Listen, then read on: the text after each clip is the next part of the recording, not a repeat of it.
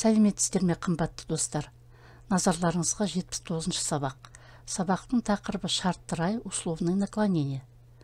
Формула: основа плюс са, се, плюс м, ң, ңыз, ңыз, плюс да, де, плюс вторая часть предложения начинается. Условные обозначения означают подлежащие, дополнение и сказуемые келер шақ или же өткен шақ.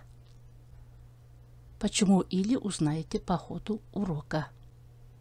Предложения, составленные по этой конструкции, будут означать даже если или хоть. Сұрағы не істесе де. Даже если что-либо сделает.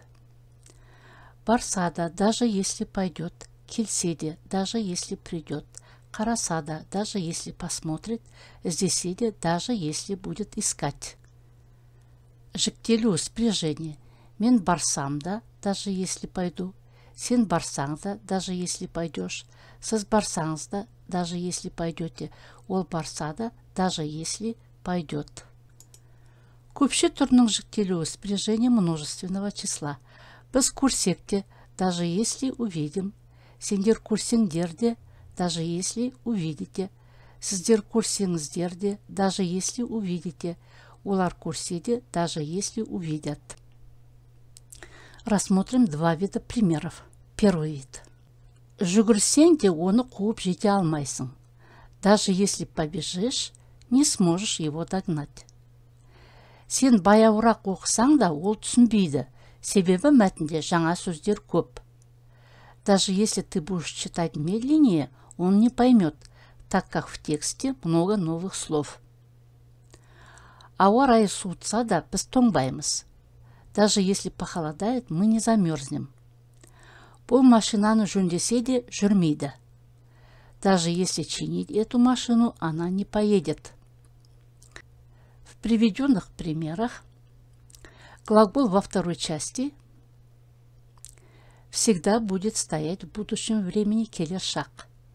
То есть действие не совершаться, даже если будут предприняты какие-либо меры, дополнительные действия.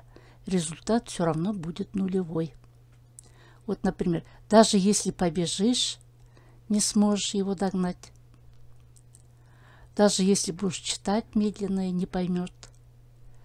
Даже если похолодает, мы не замерзнем. Даже если чинить эту машину, она не поедет. Видите, все это стоит в будущем времени.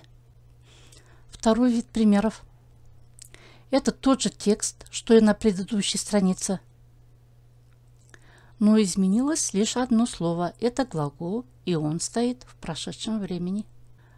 Хотя данный глагол стоит в условном наклонении, здесь уже условностей нет, так как өткен шақ означает действия, которые уже произошли.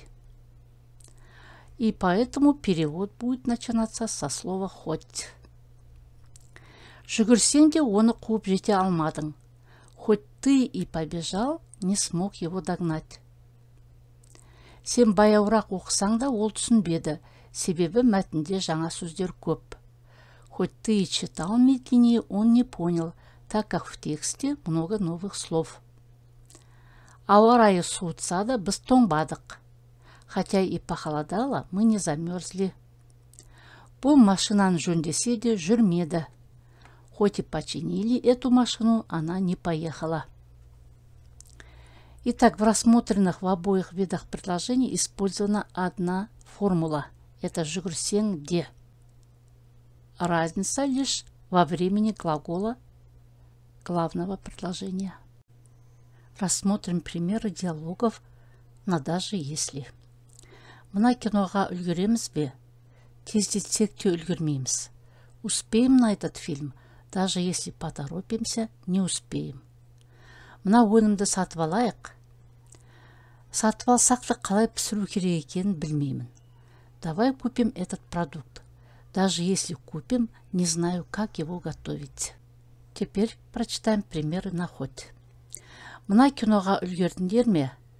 Тездетсек те үлгермедік. Успели на этот фильм? Хоть и поторопились, не успели. Мына өнімнен бірдеңе пісірдіңдер ме? Сатып алсақ та әзірше ештеңе пісірмедік. что-нибудь приготовили с этим продуктом? Хоть и купили его, пока ничего не готовили. Дорогие друзья, если вам понравился урок, ставьте лайк, подпишитесь.